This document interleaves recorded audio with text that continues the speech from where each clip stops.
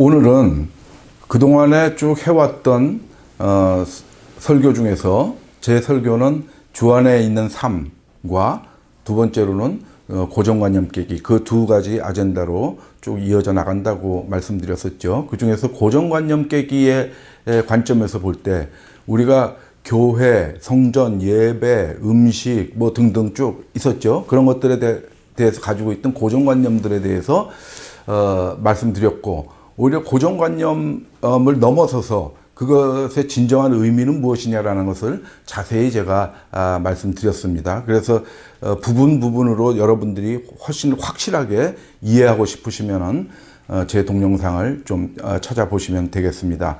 오늘은 그것을 종합을 해서 그것의 개념들만 우리가 다시 한번 스쳐 지나가면서 이렇게 한번 복습하는 그런 시간을 갖도록 하겠습니다. 그래서 고정관념이라는 것은 어떻게 생깁니까? 우리한테 고정관념이라는 건 많이 들어서 생깁니다. 같은 얘기를 많이 들어서. 듣고 또 듣고 하면은 진리 아닌 것도 진리처럼 여겨지고 그렇습니다. 그죠? 공산당들이 세뇌시킬 때도 그러죠. 가짜 얘기를 계속 해가지고 진짜처럼 생각하게, 믿게 만들게 그렇게 하죠. 그래서 우리는 알게 모르게 고정관념에 사로잡혀 있는 게 많다는 겁니다. 그럼 고정관념을 깨려면 어떻게 해야 됩니까? 역시 마찬가지 방법입니다. 여러 번 들어야 됩니다. 여러 번 듣고 자꾸 많이 들어서 켜켜이 쌓여있는 그 굳은 살들을 떼내야 됩니다. 그래서 제가 자주 말씀을 드리는 것이 그런 까닭입니다. 그래서 보면은 우리가 이렇게 사람이 이렇게 있으면은 이 고정관념들을 구성하고 있는 것들이 주로 뭡니까? 율법에서 오는 것들이죠. 또 어떤 전통, 이런 것들. 그 다음에 구수, 뭐 계속되는 습관들. 이런 것들이 우리한테 주입됐습니다. 우리 뇌 속에 주입이 됐습니다. 그러면 깨려면 어떻게 해야 됩니까? 이것들이 들어오는 것을 이런 것들을 다 제해버리고 이런 것을 날려버려야 되겠죠. 날려버려야 되는데, 날려버리려면은 우리가 여기에 넣어야 될 게 진리입니다. 진리가 우리 속에 들어가야 우리가 고정관념으로부터 벗어날 수 있습니다. 아, 그것은 잘못된 율법이구나. 그것은 잘못된 전통이었구나. 그것은 잘못된 습관, 구습이었구나. 그런 것을 진리가 깨닫게 하니까 그렇습니다. 그래서 이것은 어떤 과정입니까? 이것은 들어가서 세뇌시키는 과정인데 안으로 집어넣는 거죠. 이 진리는 뭐냐면은 안에 있는 것을 끄집어내는 것이 진리입니다. 안에 뭐가 있습니까? 우리 마음속에 사랑이 있죠. 사랑의 법. 그렇게 최고의 법이 있습니다. 야고보서 2장 8절에 최고의 법이라고 얘기를 하고 있죠. 그 최고의 법의 내용은 무엇입니까? 내 이웃을 네 자신과 같이 사랑하라. 그것이 최고의 법이다. 그래서 너네가 많은 율법이 있는데 그걸 다 지키다가 어느 거 하나라도 지키지 못하면 다 안 지킨 것과 같다. 야고보서 2장 10절에 이렇게 하죠. 그래서 그 다음 절에 뭐라고 그럽니까? 야고보서 2장 12절에서는 자유의 율법. 그러므로 네가 자유의 율법대로 심판받을 자처럼 말도 하고 행동도 해라. 그래서 이것을 끄집어내는 것입니다. 사랑을 끄집어내서 우리의 자율적인 판단대로 그 사랑을 실천하는 것입니다. 그래서 우리는 주입돼서 세뇌되는 존재가 되지 말고 우리는 실천해야 되는 존재가 돼야 되는 것이죠. 그래서 이것이 바른 교육법이기도 합니다. 예수님께서는 계속 우리로부터 사랑을 끄집어내시려고 노력했습니다. 그래서 보면 영어로 education도 그런 뜻이 있는 거라고 그러는데 그건 정확히 제가 잘 모르겠고요. 독일어에 보면 에르지언이라고, 이게 무슨 단어냐면 교육하다라는 뜻입니다. 근데 이게 에르가 뭐냐면 안에서 밖으로, 이것은 지혜는 끌어당기다라는 뜻입니다. 안에 있는 것을 끌어내는 것이 교육이라고 합니다. 교육이라는 말 자체를 이렇게 쓰고 있는 독일에서는 절대 주입식 교육 막 이런 걸 안 시키죠. 그래서 막 많은 지식을 주입을 시켜서 그 받아들인 지식 가지고 문제를 잘 푸는 애들이 공부 잘하는 애다 이렇게 생각을 안 하죠, 독일에서는. 다 다른 재능을, 각기 다른 재능을 안에 갖고 있는 것을 끌어내서 발휘할 수 있도록 유도하는 교육에 중점을 둡니다. 그것이 바른 교육이요, 그것이 바른 가르침이요, 그것이 진리인 것입니다. 그래서 우리는 그동안에 우리가 많이 들어서 외부로부터 받아들인 그런 잘못된 것들, 그것에 의해서 쌓인 고정관념을 덜어내고 우리 속에 진리를, 오직 예수 그리스도의 가르침을 받아들여서 그걸로부터 우리가 실천하는 자유, 그것을 누려야 됩니다. 그것이 바른 신앙생활이고 우리의 믿음이 성장하는 것이고 구원에 이르는 길인 것입니다. 그래서 고정관념 깨기에 대해서 종합적인 우리의 그 어떤 개요를 말씀드렸습니다. 그러면은 구체적으로 그 개요를 잠깐 성경 구절을 보면은 이게 이제 그 유명한 구절이죠. 요한복음 8장이죠. 31절, 32절. 너희가 내 말에 거하면 참으로 내 제자가 되고 진리를 알지니. 이거 진리를 너네가 알아야 된다는 뜻이 아니죠. 이거 약간 표현이 그래서 그런 건데, 진리를 알게 될 줄입니다. 진리를 알게 될, 예수님 말씀에 거하면은 진리를 알게 되는 거고, 그 진리가 너희를 자유롭게 하리라. 고정관념으로부터, 잘못된 구습으로부터 벗어나게 하리라 라는 것이죠. 그래서 보면은 이 진리가 결국은 무엇이냐면 어떤 진리냐, 베드로전서 1장 22절에 보면은 너희가 진리를 순종함으로 깨끗하여지고 너네 형제를 사랑하게 되었다. 그렇게 해서 더 뜨겁게 서로 사랑하라 그럽니다. 진리를 순종한다는 것이 결국 서로 사랑한다는 얘기입니다. 그럼 뭡니까? 이거를 따르는 게 사랑하는 것이니까 진리는 무엇입니까? 너희가 서로 사랑하라. 이것이 진리라는 것입니다. 그것이 야고보서에 오면은 최고의 법이 되는 것이고, 서로 사랑하라는 것이. 그것을 기준으로 해서 너희가 자유롭게 판단하는 자유의 율법, 이것이 된다라는 것이죠. 그것이 이 두 성경 구절을 전체적인 고정관념 깨기의 개념으로 여러분들이 설정해 놓고 이해를 하시면 이해가 잘 될 것이라고 생각됩니다. 진리다, 자유다, 두 가지죠. 그래서 교회, 성전, 예배에 대해서 한번 보겠습니다. 우리가 교회나 성전이나 예배에 대해서 가지고 있는 고정관념은 무엇입니까? 그런 것들이 있죠. 교회는 어떤 것이다. 성전은 어떤 것이다. 예배는 어떻게 드려야 된다. 그런 고정관념들을 갖고 있습니다. 그러나 진리, 고정관념을 깨는 진리는 무엇이냐라는 것이죠. 그래서 도표를 하나 그려봤습니다. 보통 우리가 생각하기에 교회 건물, 그냥 교회당이라고 부르는 게 좋겠습니다. 교회에 모임을 하는 곳, 장소죠. 교회당이 성전이라고 생각하는 사람이 많죠. 아닙니다. 그것은 결코 그렇지 않습니다. 교회 건물은 성전이 아닙니다. 사도행전 17장 24절에서 사도 바울이 그 에피쿠로스 학파, 스토아 학파 철학자들과 토론할 때 이렇게 얘기합니다. 하나님은 사람의 손으로 만드신 전에 계시지 않는다. 이렇게 얘기하고 있습니다. 그리고 사도행전에서 7장에서는 어떻게 나옵니까? 이것은 7장에서는 스데반이 그렇게 얘기를 합니다. 다윗이 하나님이 계실 처소를 준비하기 위해서 노력했고, 솔로몬이 그를 위해서, 즉 하나님을 위해서 전을 세웠지만 하나님은 사람의 손으로 지은 전에 계시지 않는다.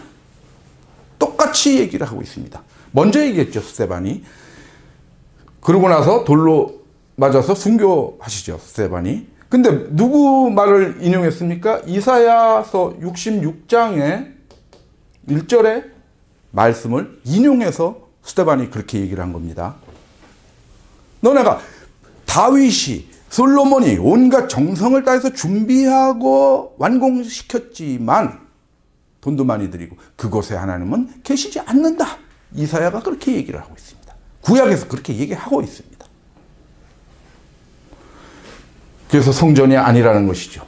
그것을 구체적인 성경 구절을 보면은 우주와 그 가운데 있는 만물을 지으신 하나님께서는 천지의 주제시니 손으로 지은 전에 계시지 아니하시고 분명하게 이렇게 얘기하고 있죠. 그러면 성전은 어디가 성전이냐? 성전의 정의는 뭡니까? 성전은 하나님이 계시는 곳이죠. 하나님이 머무시는 곳이 성전입니다. 그래서 모세는 하나님이 계시는 곳을 준비하기 위해서 성막을 준비를 했고, 다윗하고 솔로몬은 하나님이 계시는 곳을 준비하기 위해서 성전을 지었던 겁니다. 그렇게 생각해서. 근데 실제로는 거기 하나님 안 계셨죠. 하나님이 계시는 곳입니다. 하나님은 어디 계시느냐? 그러면 하나님은 덩그러니 잘 차려진 큰 교회에 주일날 썰물처럼 교인들이 빠져나가면은 그래도 주중에도 계속 거기서 우두커니 계시면서 혹시나 어쩌다가 한 번씩 기도하러 오는 성도들 맞아서 하나님께서 그 성도들이 자기 욕심이든 뭐든 남을 위해서 기도하든 열심히 기도하면 그거 듣고 계시다가 들어주시고 그러는 5분 대기조십니까? 아닙니다. 하나님은 그렇게 외롭게 두지 마십시오. 하나님은 늘 우리와 함께 있습니다. 우리 속에 있습니다. 그래서 우리가 성전인 것입니다. 하나님이 우리 속에 계시기 때문에 우리 안에 거하시는, 하나님이 거하시는 곳이 우리이기 때문에 우리가 성전이라는 것입니다. 그래서 고린도전서 3장 16절에서 그렇게 얘기를 하고 있죠. 너희는 너희가 하나님의 성전인 것과 하나님의 성령이 너희 속에 계시는 것을 알지 못하느냐? 이렇게 묻고 있습니다. 분명히 성전이라고. 고린도전서 6장 19절 20절에서는 뭐라고 그럽니까? 너희 몸이 성령의 전이다. 그런즉 너희 몸으로 하나님께 영광을 돌리라. 이렇게 얘기를 하고 있습니다. 그것이 예배입니다. 우리 몸으로 하나님께 영광 돌리는 것이 예배입니다. 그러면 이 성도는 무엇입니까? 성전 이꼬르 성도인데 성도는 언제 성도가 됩니까? 성도는 그리스도 예수 안에 있어야 성도가 됩니다.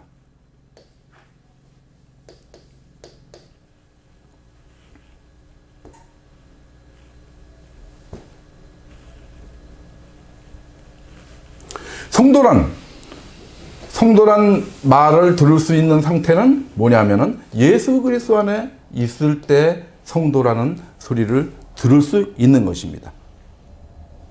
그 뒤에 바로 나오니까요. 그래서 이제 예배라는 것은 무엇이냐? 그럼 예배는 거창하게 나팔 불고 오케스트라가 연주하고 긴 양식을 가지고 하는 것이 진정한 예배냐? 아닙니다. 그것 또한 찬송하고 기도하는 것이 다 하나님께 영광 돌리는 것이므로 예배입니다. 그러나 참된 예배, 영적 예배라는 것은 무엇이냐? 주일날 한 번씩 와서 드리는 그런 예배가 아니고 우리 삶 속에서 이루어지는 것이 예배입니다. 그것이 참 예배이고 영적 예배인 것입니다.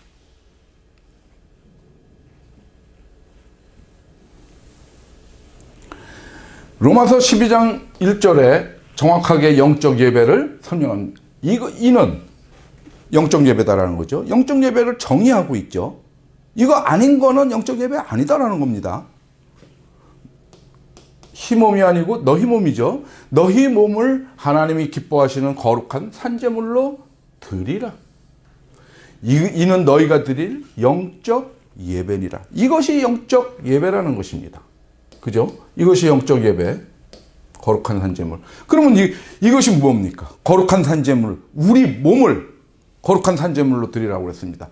그러면 제물은 우리가 제물의 자격을 가지려면 어떻게 해야 됩니까? 화목제물로 오신 예수 그리스도 속으로 들어가서 우리가 제물의 자격을 얻게 됩니다.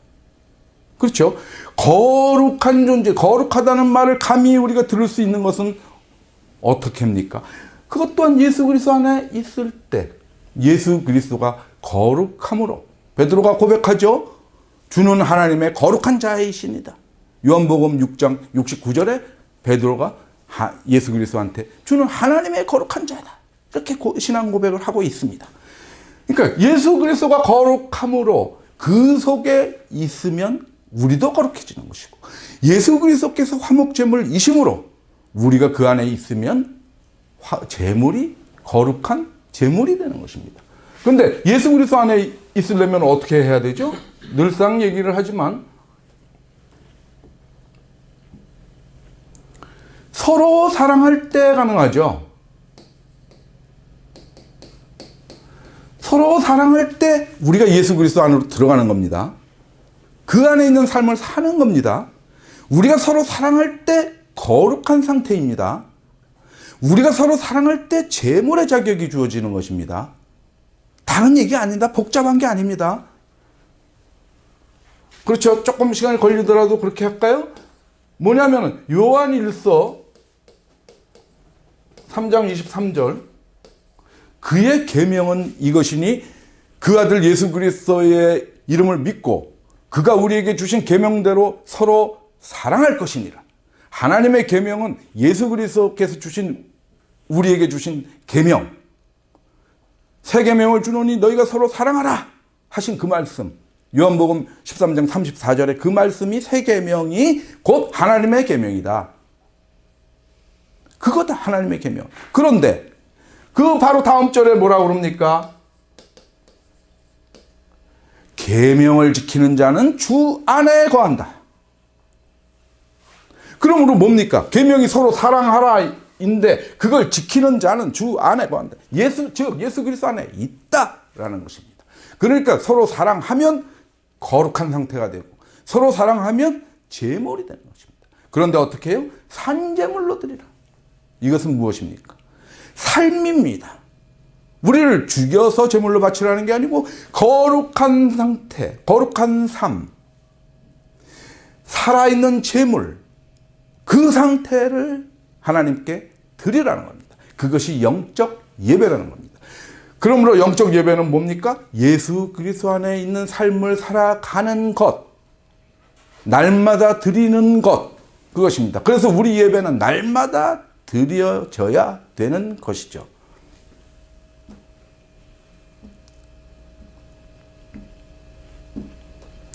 그러면 예수 그리스도 안에 있는 성도들이 모인 곳이 교회입니다.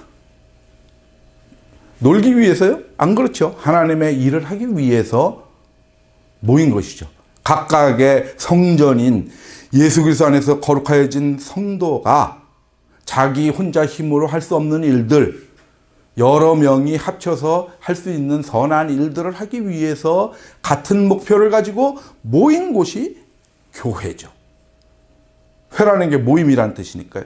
그 교회를 이루고, 그거는 추상적 개념이죠. 교회라는 것은. 그 사람들이 모여서 교회 활동을 하기 편하게 하기 위해서 우리가 건물을 갖죠. 그것이 교회 건물입니다. 그러므로 전혀 화려할 필요 없고 기능적인 것만 수행할 수 있는 건물이면 된다라는 것입니다.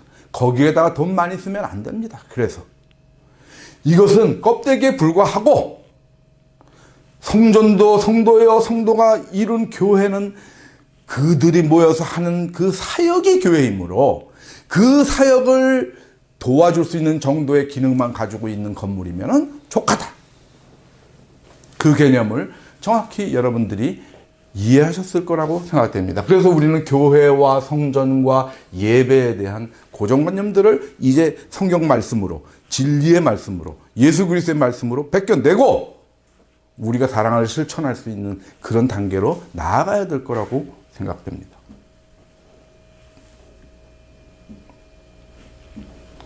그래서 교회에 대한 정의죠. 이것이 사도 바울이 딱 얘기하죠. 하나님의 교회, 즉 하나님의 교회란 무엇이냐? 그리스도 예수 안에서 거룩하여지고, 말씀드렸죠.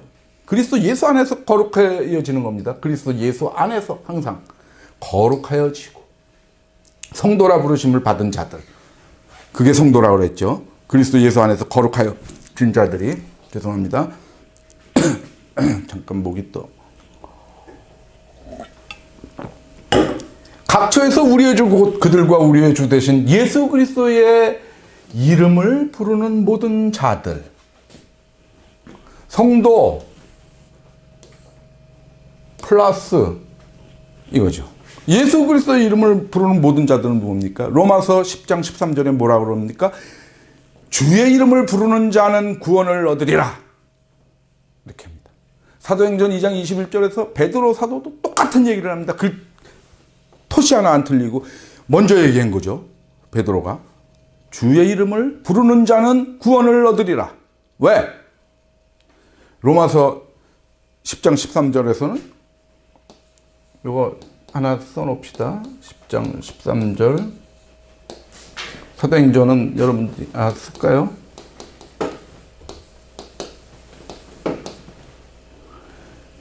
왜 이 사람들이 구원을 받습니까? 그 바로 다음 절에 뭐라고 나옵니까? 믿지 않는 자가 어찌 그 이름을 부르리요? 그러니까 예수 그리스도 이름을 부르는 자는 예수 그리스도를 믿는 자라는 거죠. 우리가 무엇으로 구원을 얻습니까? 행위로 구원을 얻습니까? 믿음으로 구원을 얻습니다. 그죠? 그래서 이것이 다 맞아 떨어지는 것이죠. 그래서 교회란 성도, 예수 그리스도 이름을 부르는 자들, 뭐 거의 비슷한 개념일 겁니다. 이게 뭐 큰 차이가 있겠습니까? 이 사람들이 모여서 하나님의 일을 하고자 하는 곳이 교회인 것이죠.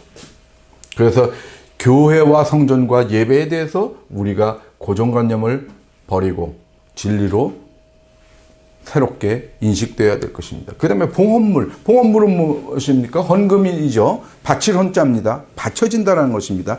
옛날에 교회 우리 어렸을 때 다닐 땐 전부 연보라고 그랬는데 어느 순간부터 교회에서 헌금이라는 말을 많이 씁니다. 실제로 신약 성서에서는 헌금이란 말이 딱 한 번밖에 등장하지 않습니다. 그 구약 때 하던 그 습관대로 헌금함이 있었기 때문에 그렇습니다. 거기에 과부가 돈을 넣지 않습니까? 그때 헌금이란 말이 나오고 나머지는 우리가 교회에 내던 이웃을 돕던 전부 연보라는 단어를 씁니다. 이것은 바친다라는 개념이므로 우리에게 의무감 같은 것을 인식시켜 줍니다. 그러나 연보는 기프트입니다. 영어로 하면 기프트, 제너러시티, 관대함 혹은 선물 이런 식으로 영어 성경은 쓰고 있습니다. 그것은 뭐냐면 우리가 자발적으로 우리가 사랑의 표시로 내는 것이기 때문에 연보라는 말이 더 적합한 말입니다. 근데 왜 자꾸 헌금 그럴까요? 잠재의식 속에 자꾸 심어주는 것입니다. 하나님께 드려지는 것이다. 그것이 하나님께 드려지는 것일까요? 그래서 교회의 모든 봉헌물은 사랑의 진실함을 증명하는 고린도후서 8장 8절에서 연보를 사랑의 진실함을 증명하는 것이다 이렇게 얘기하고 있죠. 그 다음에 각각 자기 마음에 정한 대로 할 것이요 라고 고린도후서 9장 7절에서 이렇게 얘기하고 있죠. 인색함으로나 억지로 하지 말지니 하나님께서는 기쁘게 내는 자를 사랑하시느니라. 이렇게 합니다. 자기가 우러나서 하는 것입니다. 예, 하기 싫은데 억지로 또 누가 강요를 해서 은연중에 강요 받아서 우리는 교회 생활을 할 때 은연중에 받는 많은 강요들이 있죠. 실제로 말로 직접 강요를 안 하더라도 헌금 봉투 같은 거 쭉 놓여져 있는 것도 일종의 그런 것입니다. 그거 볼 때마다 부담되죠. 막 감사헌금 무슨 감사헌금 봉투도 쫙 있고 건축원금 있고 막 있습니다. 11조 봉투 있고 막 있으면은 그걸 볼 때마다 부담을 느낍니다. 그것은 강요에 해당한다고 저는 보고 있습니다. 좀 과한가요? 그래서 연보로 모든 봉헌물이 대치되어야 되는데 어떤 구조를 가지고 있습니까? 하나님께서 우리에게 화목제물로 예수 그리스도를 보내셨죠. 하나님께서 우리에게 제물을 바치셨습니다. 제물은 바치는 거죠. 그 이후에 우리는 하나님께 드릴 게 없습니다. 단지 하나 거룩한 산제물, 아까 말씀드렸죠. 영적 예배, 이거 외에는 없습니다.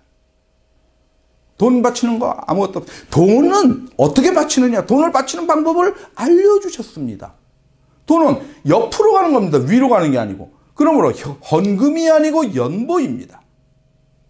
옆으로 갑니다. 연보하는 겁니다. 이것은 이웃이나 교회 이런 쪽에 내는 건, 교회도 내야죠, 돈을. 그래야 선한 사업에 선언 사업을 할 때 그 재정을 확보를 할 테니까요. 그리고 교회 모임을 하기 위한 교회 건물을 유지하는 그 비용도 아무래도 필요할 거고 뭐 다 필요하지 않겠습니까? 그 정도 선에서 우리가 인색하지 않게 내가 할 수 있는 한 내는 겁니다. 자발적으로 사랑의 증명으로. 그러면은 그것이 아름다운 것입니다. 그래서 마태복음 25장 40절에서 어떻게 얘기하고 있습니까? 연보의 방법, 하나님께 드리는 방법을. 우리가 뭔가 하나님께 드리고 싶은데 드리는 방법을 뭐라고 설명하고 있습니까? 여기 지극히 작은 자 하나한테 한 것이 곧 내게 한 것이다. 그러므로 너희가 이웃에 대한 사랑의 표시를 연보하면 그것이 하나님께 드리는 것이다라는 겁니다. 여기 지극히 작은 자 하나 어떻게 얘기를 합니까? 마지막 때 양은 우편에 염소는 왼편에 가르고 그 양들 의인들한테 그렇게 얘기를 하시죠. 너희가 내가 줄였을 때 먹을 것을 주고 내가 목말랐을 때 마실 것을 주고 내가 헐벗었을 때 입혀주고 내가 병들었을 때 돌봐주고 했다. 그러니까 그 의인들이 아니 언제 우리가 주님을 그렇게 한 적이 있습니까? 한 적 없습니다라고 고백할 때 하신 말씀이 지극히 작은 자한테 한 것이 내게 한 것이다. 그러므로 하나님은 직접적으로 받는 것이 아니고 이렇게 사랑을 증명하는 것을 원하십니다.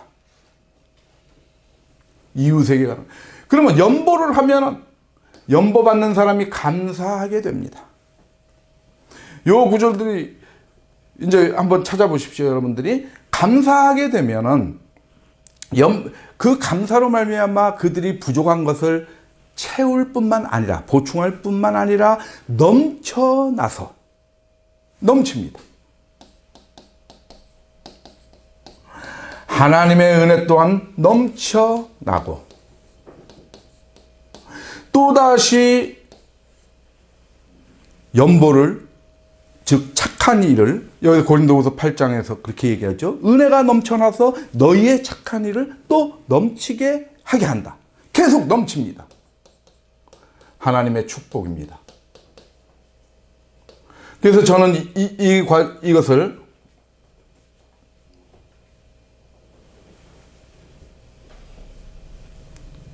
요 사이클을 은혜의 순환골이라고 은혜 혹은 축복의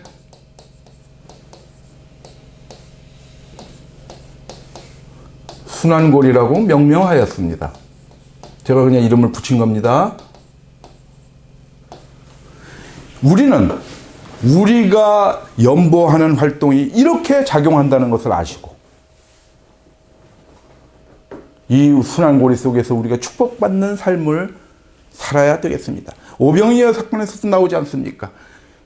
어린아이가 물고기 2마리와 떡 5개를 연보했을 때 예수님께서 그거에 대해서 적지만 감사했고 그 감사함으로 수많은 약 2만 명 정도 되는 남자만 5천 명이라고 그랬죠. 다 먹고 남았다는 게 넘쳤다는 거하고 똑같은 페리시오입니다. 헬라어로 넘쳐서 그것을 또 챙겨두라고 그랬죠. 그것이 또 연보로 쓰임 받을 수 있겠죠. 그런 순환고리, 은혜의 순환고리. 오병이어 사건도 이것을 설명하고 있는 것입니다. 그래서 모든 우리의 교회에서 바쳐지는 수많은 종류의 봉헌물들이 우리의 자발적인 연보로 대치돼야 됩니다. 그래서 연보 봉투 하나만 딱 준비해 놓고 거기다가 자기가 능력에 닿는 대로 많이 버는 사람은 10분의 9까지 내십시오. 없는 사람, 적당히 사는 사람은 10분의 1 내도 좋고 돈 없는 사람은 교회에 미안한 마음으로 오지 마시고 그래도 하나님 말씀을 듣고 사랑을 베푸는 삶을 살기 위해서 교회에 오십시오. 헌금 준비하지 마시고 그런 것입니다. 11조를 보겠습니다. 11조는 뭡니까? 율법입니다. 율법에 나와 있습니다. 레위기에도 나오고 그것을 레위기는 다 율법책이죠. 나중에 말라기 선지자가 이것을 강조하죠. 그래서 근데 예수님께서 오셔서 뭐라 그럽니까? 율법과 선지자는 요한의 때까지고 그 후부터는 하나님 나라의 복음이 전파된다. 이렇게 말씀하십니다. 그럼 뭡니까? 얘는 하나님 복음 아니다라는 것이죠. 그 후부터 하나님 나라의 복음이 전파된다라는 겁니다. 구약에 있는 모든 율법 끝. 이제부터 내가 하는 말만 들어라. 이겁니다. 구약에서 한 얘기 다 필요 없다. 그 중에 딱 두 구절밖에 필요 없다. 신명기 6장 5절.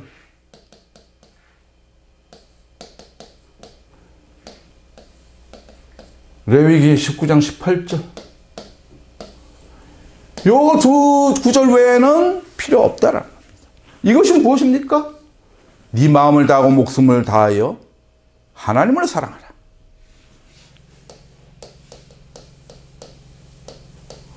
이것도 그와 같은데, 둘째도 그와 같은데, 이건 첫째 되고 큰 계명이고, 둘째도 그와 같은데, 레위기 19장 18절은 무엇입니까? 내 이웃을 내 자신처럼 사랑하라.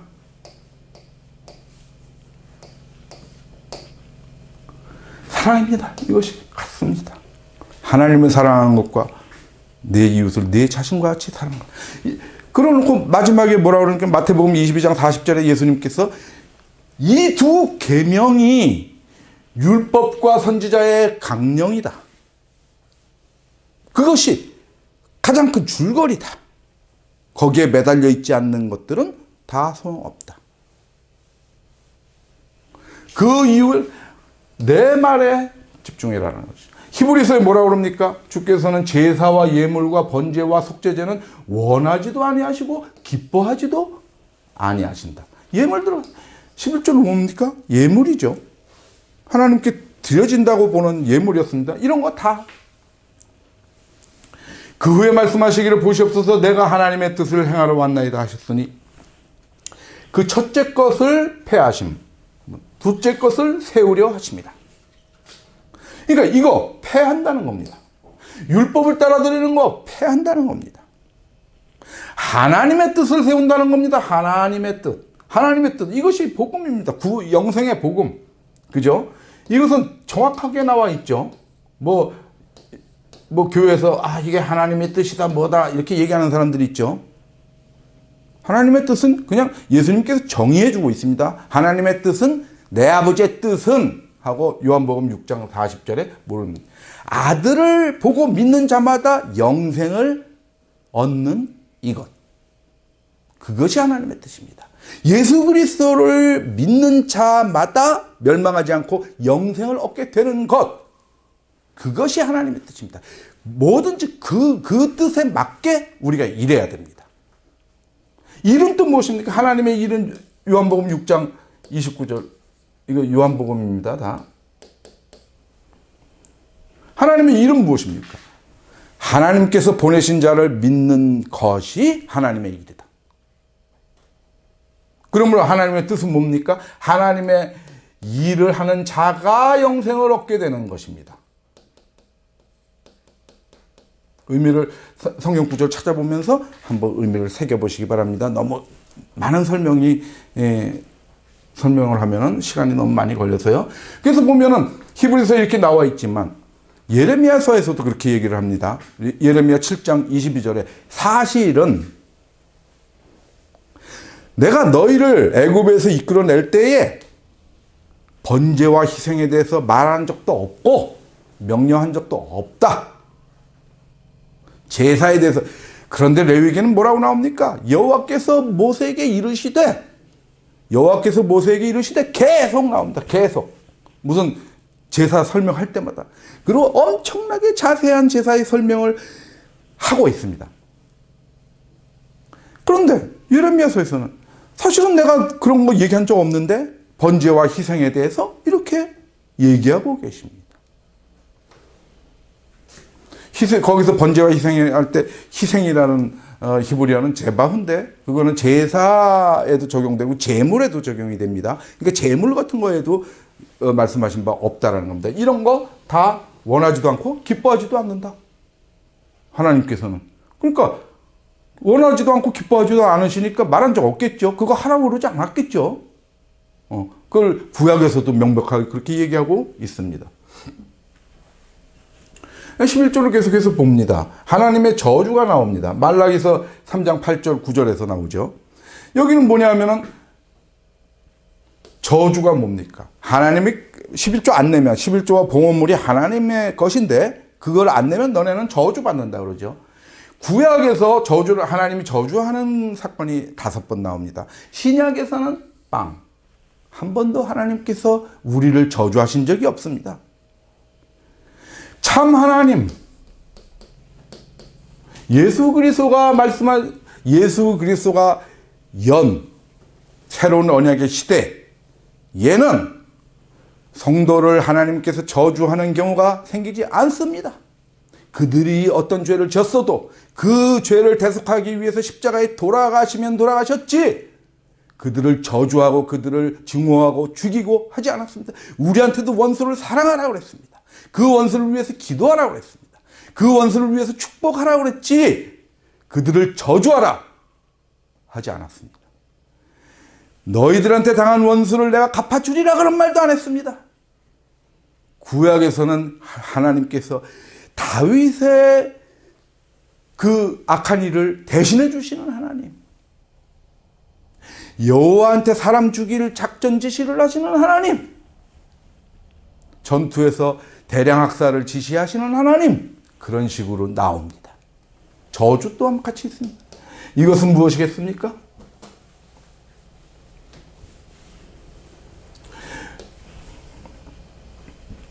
이스라엘이 자기네 민족의 이기심으로 왜곡시킨 하나님이죠. 자기네 민족의 수호신이고 자기네 민족한테만 복주는. 그래서 이 하나님은 무엇입니까? 저주 아니면 축복입니다.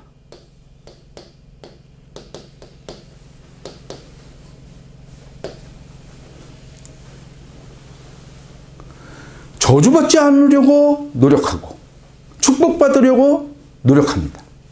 기복입니다. 기복신, 흔히 있는, 어디나 널려 있는 그런 신 중에 하나입니다. 유대인들이 왜곡시킨 하나님은 모든 신들이 저주와 축복을 동시에 양날의 칼로 갖고 있습니다. 구약의 하나님 똑같이 그렇게 만들어놨습니다. 그러면 구약 때 하나님이 안 계시다가 신약 때 갑자기 생긴 겁니까? 참 하나님이 구약 때도 계속 하나님은 계셨고, 그때도 내 이웃을 사랑하라 이런 말씀도 하셨고, 내가 언제 번제나 희생 가지고 와서 너네들 연기 자욱하게 피우고 그러라 그랬느냐, 그런 말씀도 하신 하나님이 계십니다. 그러나 곳곳에서 왜곡되고 있다라는 겁니다. 이스라엘 백성의 이기심 때문에. 그것을 깨끗하게 정리해 주시는 예수 그리스도, 그가 참 하나님이시죠. 그는 무엇을 우리에게 저주 대신에 무엇을 합니까? 실천 명령을 하십니다. 실천하라. 너희가 서로 사랑하라. 복음을 전하라. 너네가 가라 이겁니다. 너네는 가서 마태복음 복음을 전파하라는 겁니다.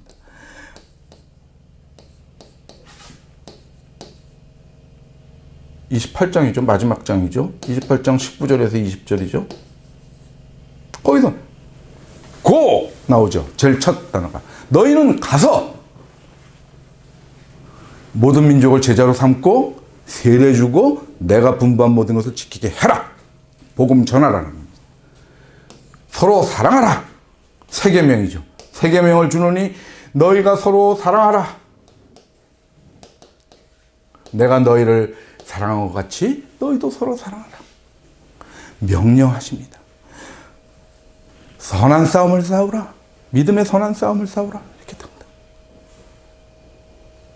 너네 속에 있는 사랑을 꺼내서 자유의 율법대로 행사해라.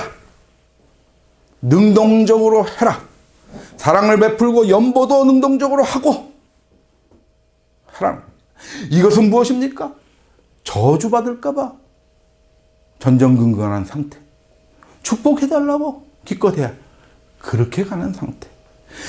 여기에 어디 사랑이 존재합니까? 오직 하나님에 대한 경외의 신밖에 존재하지 않습니다. 무서운 신.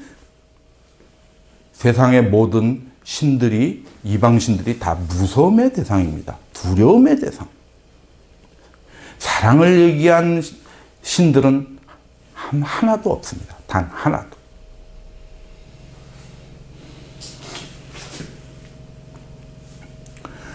(11조에서) 말라기 선지자가 한 얘기 중에서 문제되는 것이 저주뿐만이 아닙니다. 저주는 그건 잘못된 하나님을 가리키는 거라고 그랬죠. 저주하는 하나님.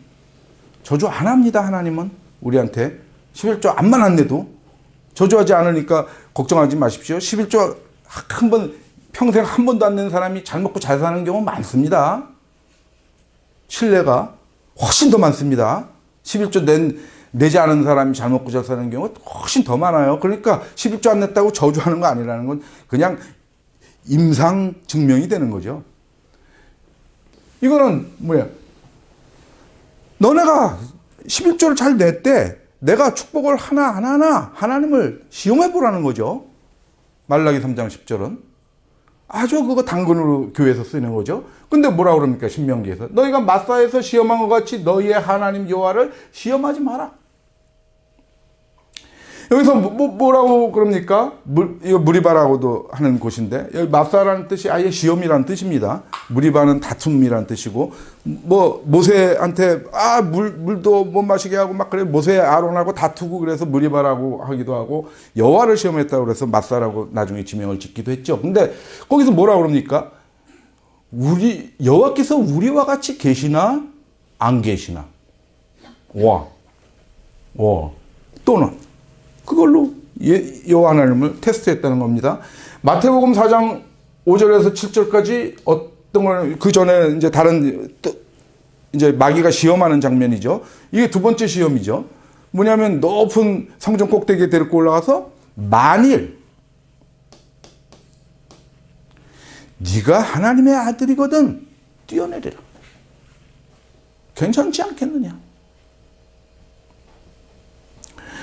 만일 네가 하나님을 잘 믿는 성도라면 너네가 마스크 안 끼고 촘촘히 앉아서 수천 명이 모여도 하나님께서 코로나 걸리시게 하겠느냐? 하나님을 테스트해 보는 겁니다. 이렇게 하는데 하나님께서 걸리게 하시겠습니까? 안 하시겠습니까? 그것이 마귀의 시험이라는 것을 분명히 알고 계십시오. 이 세상 모든 일은 원리대로 움직여 가는 것입니다. 어떤 경우도. 그러니까 절대 하나님을 테스트하지 마십시오. 그런데 여기서 뭐라고 그럽니까? 말라기 3장 10절에서 하나님을 테스트해보라. 그렇게 중요한 겁니까? 11조가? 하나님 테스트하지 말라고 그러는 것까지 어겨가면서 한번 테스트, 유일하게 나오죠. 하나님을 시험해보라는 게. 그래서 강대상에서 잘못 전하는 분들이 간혹 계신데 시험하지 말라고 그랬는데도 불구하고 시험하라고 그랬으니 11조가 얼마나 축복의 담보냐. 11조는 무조건 복받게 돼 있다. 이렇게 했음에도 불구하고 시험해보라고 그러는 말 어디 나오냐, 성경에. 이렇게 얘기했는데 이렇게 말한 게 틀렸다라고 얘기를 해야죠. 이거는 아니다.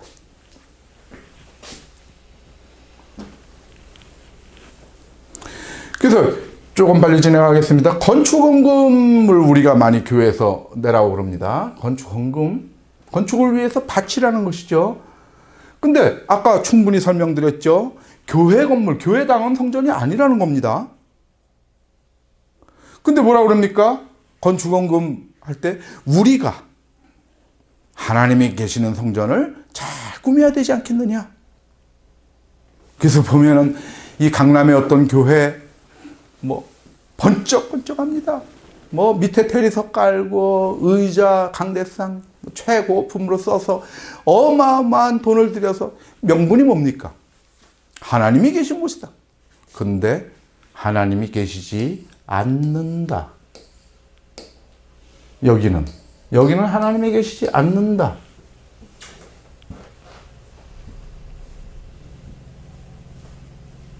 이것은 성도다. 하나님은 성도의 몸에 계신다. 그래서 이제 이 예가 나왔죠. 이것은 뭐냐면은 이제 다윗이 성전터를 오르난이라는 사람한테 살라고 그러는데 다윗이 뭐라고 그럽니까? 오르난한테 네 땅을 좀 사고 싶다. 하나님께 드리는 성전터로 이렇게 하니까 오르난이 아유 왕이시여 무슨 말씀입니까? 그냥 드리겠나이다. 봉헌하겠나이다. 그렇죠? 그러니까 다윗이 뭐라고 그럽니까? 빼앗지 않겠다. 네 것을. 내가 여호와의 제단을 위해서 너의 재산을 빼앗지 않겠다. 오르난이 스스로 드린다고 그랬는데 빼앗지 않겠다. 그럼 벌써 내가 여호와의 제단을 만들기 위해서 이것을 산다라는 것 자체가 오르난한테는 엄청난 압박으로 느껴졌을 거라는 겁니다. 다윗은. 그러므로 내가 좋게 얘기했어도 너한테 빼앗는 결과가 될 것이다 라고 얘기하고 있는 것입니다. 그래서 건축원금 봉투가 딱 있습니다. 그러면 그 부담을 가집니다. 자발적으로 냈습니다. 그러나 다윗은 어떻게 얘기했을까요? 너네들 왜 건축원금 만들어 놔가지고 걔네들한테 빼앗아? 아닌데 쟤네들이 그냥 스스로 낸 건데 내가 한 얘기 못 들었어? 너네들? 역대상 21장 22절에서 25절까지 한번 읽어봐. 읽고 반성해. 이럴 겁니다. 다윗이.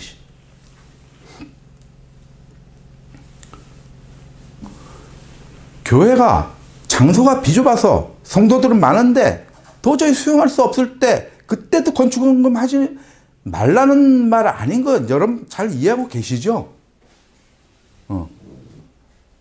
선욱 목사가 건축원금 내지 마라 그런 얘기 하는 게 아닙니다. 그렇게 강요하지 말라는 겁니다. 속박하지 말라는 겁니다. 그리고 여러분도 속박당하지 말라는 겁니다. 필요한 게 보이면은 사랑을 증명하기 위해서 내라는 겁니다. 자발적으로 하시라는 겁니다. 11조 다 똑같습니다. 그러나 1,000번째의 얘기 이르러서는 얘기가 전혀 달라집니다. 이것은 굉장히 비복음적인 것이기 때문에 복음에 반하는 것이기 때문에 절대로 내서는 안 되는 겁니다.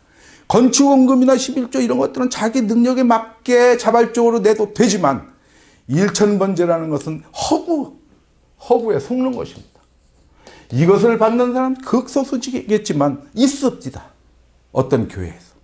제가 그것을 분명히 봤습니다. 헌금 봉투를. 거기에 어떻게 써있냐면 띄어쓰기를 안 하고 있죠. 1,000번째. 성경에는 분명히 이렇게 띄어쓰기를 하고 있죠. 그리고 1,000번째라는 말을 쓴 것 자체가 열왕기상 3장 4절에 나오는데 이거 개역개정 성경에서밖에 이렇게 번역하고 있지 않습니다. 이 용어 자체를 쓰고 있지 않습니다. 다른 성경에서는. 어떻게 쓰고 있습니까?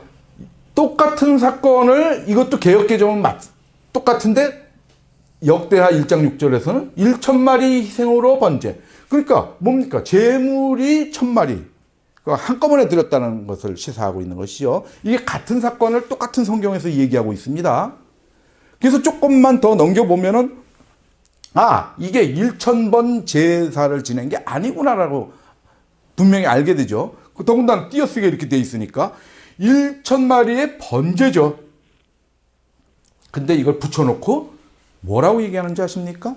솔로몬이 1,000번 제사를 드려서 그 정성에 하나님께서 감동받으셔서 솔로몬한테 지혜를 주셨다. 그래서 그 지혜를 얻은 솔로몬이 이제 재판하는 게 나오죠. 두 여인이 와가지고 애기 하나 갖고 와서 하는 거 잘라서 나눠 가져라. 그런 솔로몬의 유명한 재판이 이제 그 직후에 이제 나오는 얘기인데 여하튼 그래서 그러면은 어떻게 1,000마리 희생으로 그렇게 제사를 지낼 수 있겠느냐. 이렇게 나눠서 1,000번 지낸 것도 얘기되지 않겠냐. 그래서 대형 제사들 중에 중에 하나, 그냥 제일 작은 규모를 하나 따왔습니다. 이것은 다윗이 지낸 제사입니다. 다윗이 이제 그 후계자 솔로몬을 정하고 성전 준비도 다 하고 그래서 하나님께 제사를 드리는데 여호와께 번제를 드리는데 제물을 보십시오. 숫송아지가 1000마리입니다. 양이 1000마리, 어린 양까지 또 1000마리. 또 그 전제, 이건 포도주 붓는 거죠. 이렇게 풍성한 제물을 드렸습니다. 다윗이. 아까 솔로몬이 한 거는 이거 3분의 1도 안 되죠. 3분의 1밖에 안 되죠. 그런 대규모. 막, 그 다음에 이제 솔로몬이 성전을 짓고 나서는 어떻게 합니까? 막 소 12,000마리, 막 양 22만 마리 막 해가지고 한꺼번에 제사 지냅니다. 어마어마한 스케일입니다. 그러니까 1,000마리를 한꺼번에 지낸 제사가 무리한 게 아닙니다. 기브온에 가니 거기는 산당이 큽니다. 큰 산당에 가서 큰 제사를 지낼 수 있는. 그래서 그 사실조차 아니고 성경에서조차 사실 아니고 그 취지 자체도 많이 잘못됐다라는 것이죠. 1,000번제라는 헌금은 우리의 행위로 복을 얻거나 의에 이르지 못한다는 겁니다. 우리가 새벽기도 꼬박꼬박 나가서 기도해 보십시오. 공부 못하던 애가 공부 갑자기 잘하게 되는 법이 없습니다. 그것은 그냥 자기의 욕심을 굳히는 거고 자기의 욕심, 하나님께 내가 기도했다.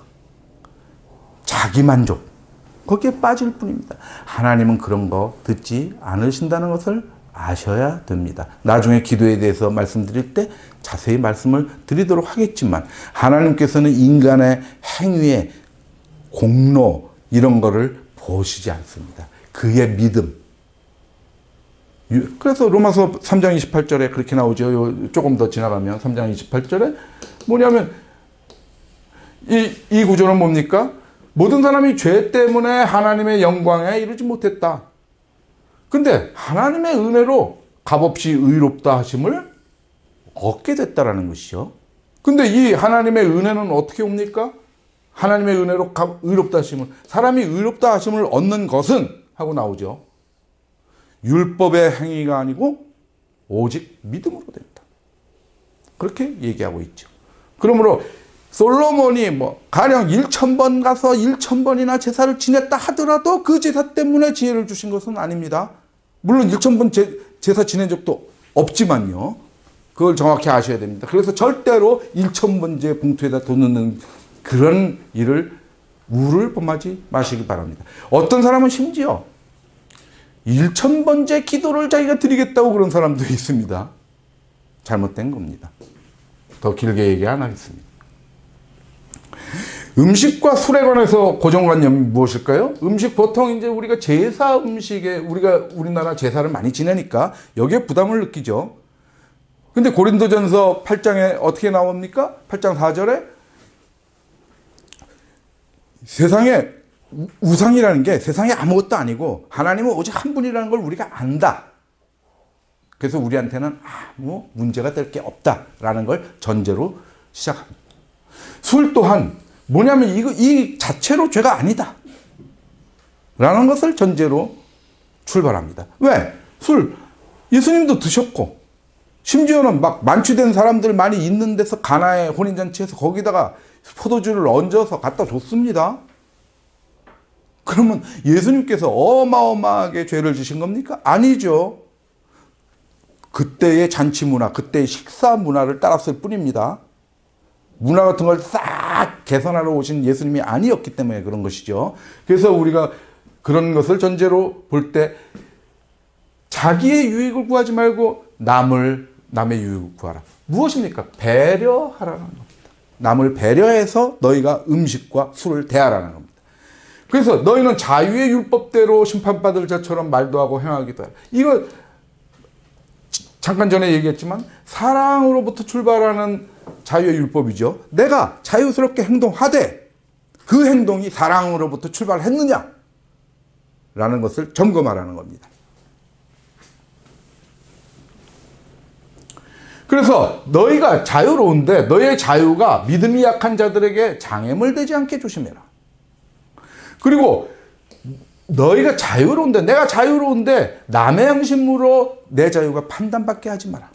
이것이 자유로운데 남을 배려하라는 자유와 배려의 정신입니다. 그것으로 음식과 술을 대해야 되겠습니다.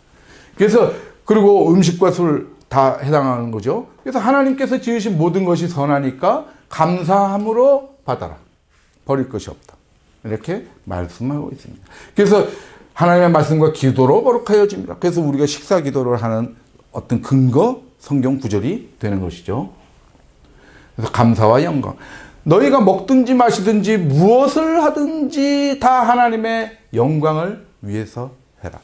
지금까지 말씀드린 이렇게 종합적인 그런 자세가 하나님의 영광을 돌리게 하는 자세겠죠. 그래서 근데 이제 술에 대해서는 조금 술이나 음식에 대해서 뭐냐면 과하면은 안 된다라는 것이죠. 절제해라는 것입니다. 음식으로 말미암아 하나님의 사업을 무너지게 하지 마라. 거리낌으로 먹는 사람에게는 악한 것이기 때문에 그렇게 거리끼는 사람이 있을 경우에 고기나 포도주 이런 것도 자제해라라는 것입니다. 왜? 그런 거리끼는 네 형제가 그것 때문에 하나님의 사업을 무너지게 할 수도 있다라는 것이죠. 술 취하지 마라. 절제죠. 과하게 하지 마라. 음식도 과식하지 마라. 마찬가지겠죠. 그렇습니다. 그래서 여러분들이 이제 그러면 우리가 주일 성수 네 번째 마지막입니다. 마지막 순서인데 주일 성수에 대한 우리의 고정관념은 무엇입니까? 두 가지겠죠. 첫 번째는 거룩한 날이 있다라는 것이죠.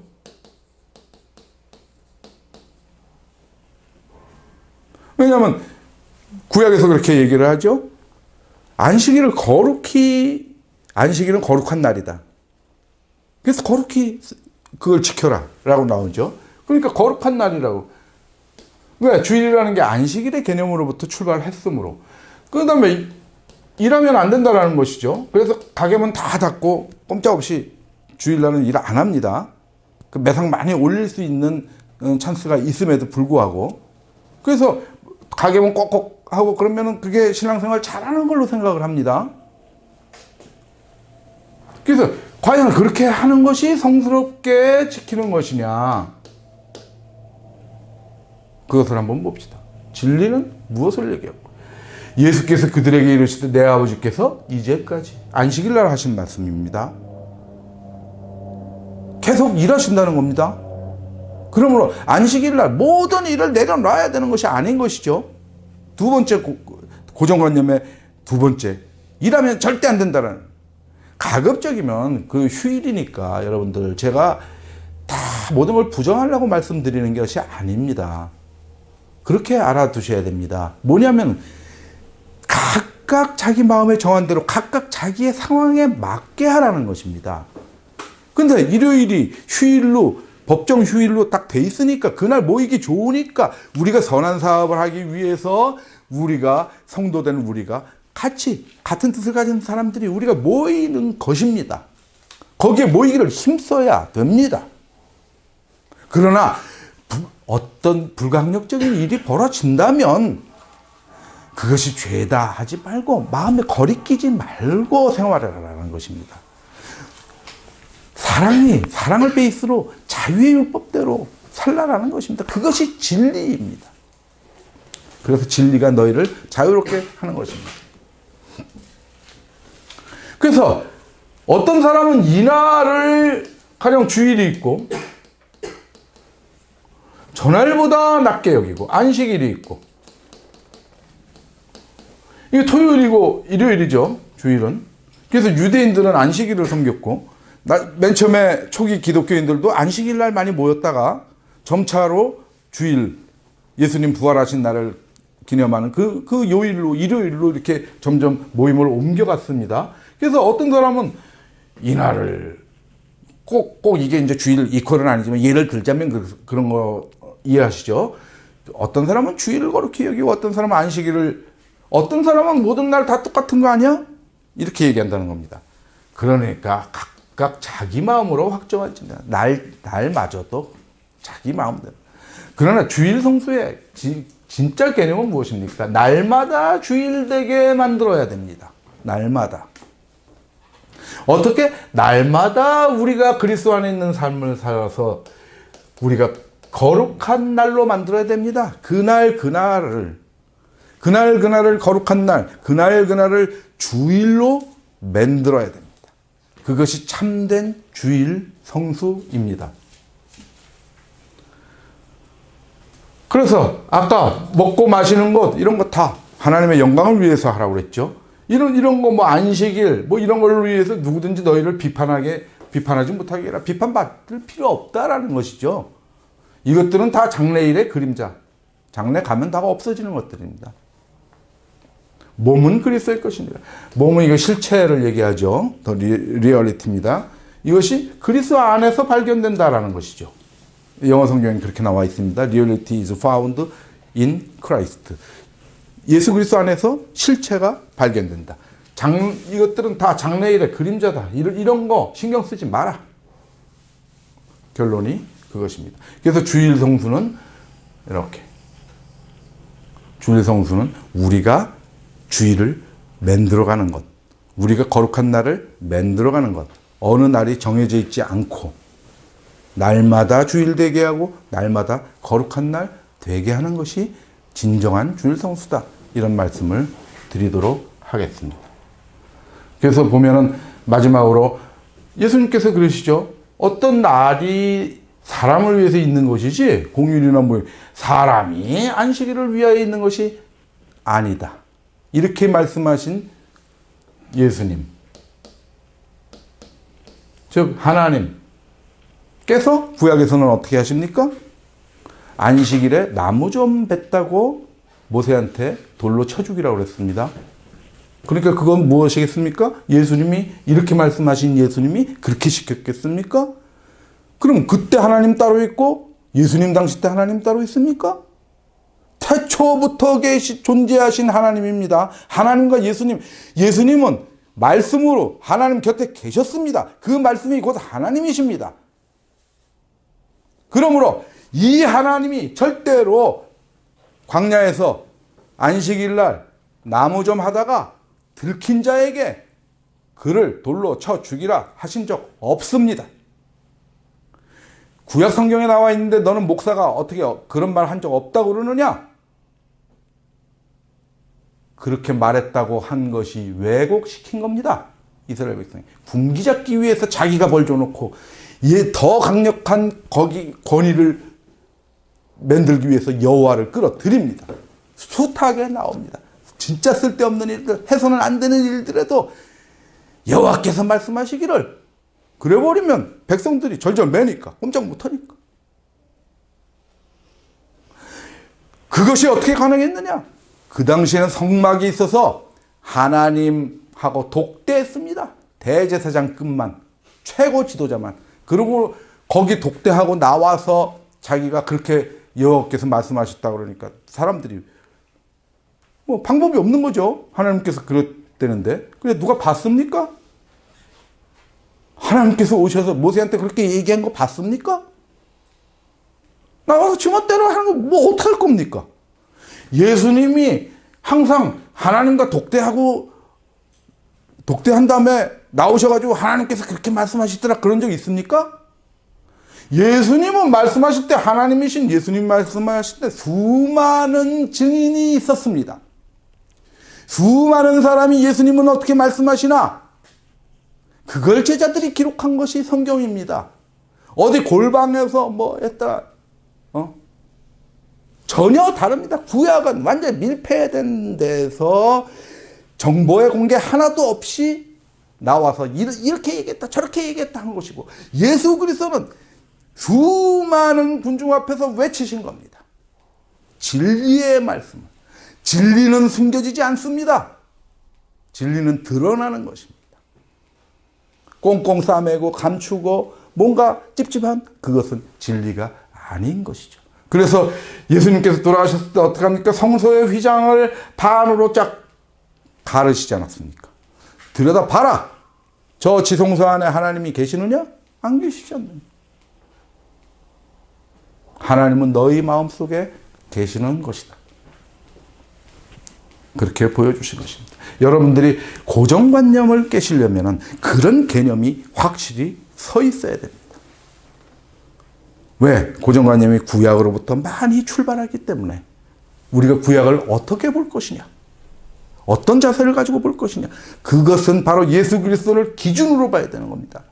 예수 그리스도가 참 하나님이기 때문에 예수 그리스도였으면 여기서 이렇게 명하겠느냐, 그것을 우리가 거꾸로 뒤집어서 생각해야 됩니다. 그럴 때 고정관념이 무너집니다.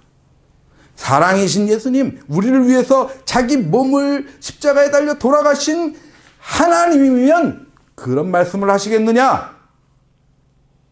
그 기준으로 고정관념을 깨시라는 겁니다. 그래서 여러분들의 신앙생활에 자유로움을 얻으라는 말씀입니다. 오늘 말씀은 여기까지 전하도록 하겠습니다. 오늘도 조금 길어졌습니다. 경청해 주신 여러분 감사합니다. 잠깐 하나님께 기도하겠습니다. 아버지 하나님, 우리가 그동안에 쭉 내려오던 우리가 수없이 많이 들어서 쌓여있던 고정관념을 깰 수 있도록 아버지 하나님께서 도와주시옵소서. 진리로 깰 수 있게 하시고 우리 속에 있는 사랑을 가지고 우리가 자유로운 판단으로 그것을 사랑을 실천할 수 있는 능동적인 신앙생활을 할 수 있게 하시고 모든 고정관념을 사랑이신 하나님, 참된 하나님이신 예수 그리스도를 기준으로 판단할 수 있게 우리에게 지혜를 더하여 주시옵소서. 예수 그리스도 이름으로 기도드렸습니다. 아멘.